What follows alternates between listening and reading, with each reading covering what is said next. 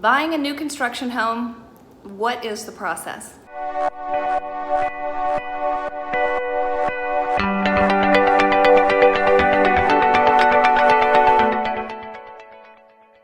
Well, if you're buying a new construction home, it can be pretty stressful because basically you're buying a dream. You're buying something that you hope will happen. So there's some things that I think you need to do to make sure that you're protected in the process of buying a new construction home. Number one, investigate the builder. Is this a reputable builder? Is this a builder that's building in a community of other homes? Or is this a plot of land that you're buying and maybe this is just one house that the builder's building? Very different scenarios. You want to make sure that the builder you are working with is able to complete the construction of the home. So make sure they have a good reputation, make sure that they are financed well, that they are known for building quality homes, that they can complete them on time and on budget, and that this isn't their first rodeo. I really would not have a new construction home built by somebody who's never done it before, because a lot can go wrong when you're building a home. They're made by human hands, and so you want to make sure whoever is overseeing all of those workers has high quality control so that when you're living in that home, you're not paying for it years down the road. The second thing you need to know when you're buying a new construction home is the upgrades. Those upgrades that you walk into when you're walking into a model home, that home has been dialed to the nines, and those upgrades cost a fortune. So make sure that you're falling in love with the floor plan of the home, first and foremost, the lot where you choose to build that home, and then choose your upgrades according to what is going to give you the most bang for your buck when you eventually sell this home. So, for instance, hardwood floors, I think that's a yes. Go for that because future buyers are going to like that. But surround sound in every room, probably not an upgrade that's going to pay off down the road. So you might want to skip that one and just pay for the upgrades that are going to give you the big bucks when you turn around to sell the home. The third thing I recommend when you're buying a new construction home is to have your financing in order. There might be an in-house financing company that works with the builder, and they may offer financial incentives like closing costs or a loan origination fee to be paid for at closing. And that could be a great benefit to you, but you won't know that unless you have something to compare that with. Sometimes they could say that they're paying for your origination fee, but they've inflated the rate and they've inflated the closing costs. So you want to make sure you're comparing apples to apples when you're choosing a lender and making sure that you're getting the maximum benefit of those potential bonuses that the builder's throwing in.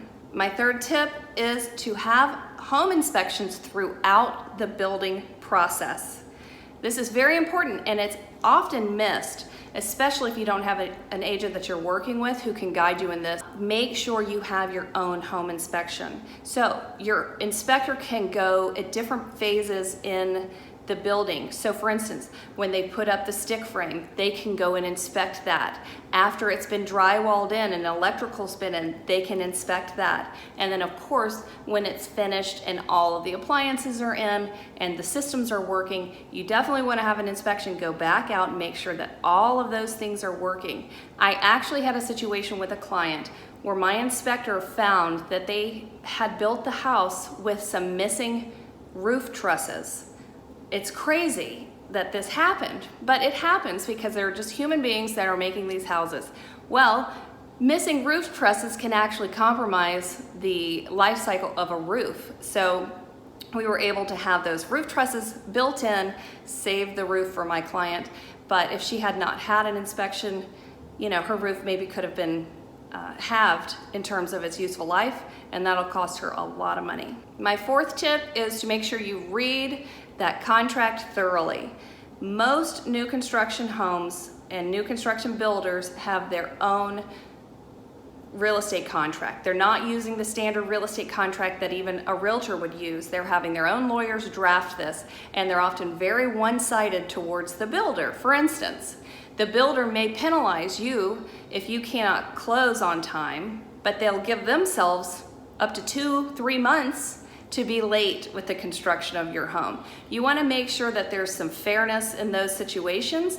You can negotiate their real estate contracts. So make sure you read them thoroughly know what you're getting into, and make sure you negotiate. And that leads me to my fifth and final tip for today, and that is to hire a real estate agent to go with you on that first visit to that new construction community. If you're unrepresented, the builder's gonna have their agent represent them. You will have no representation, and you will get no benefit for not having representation.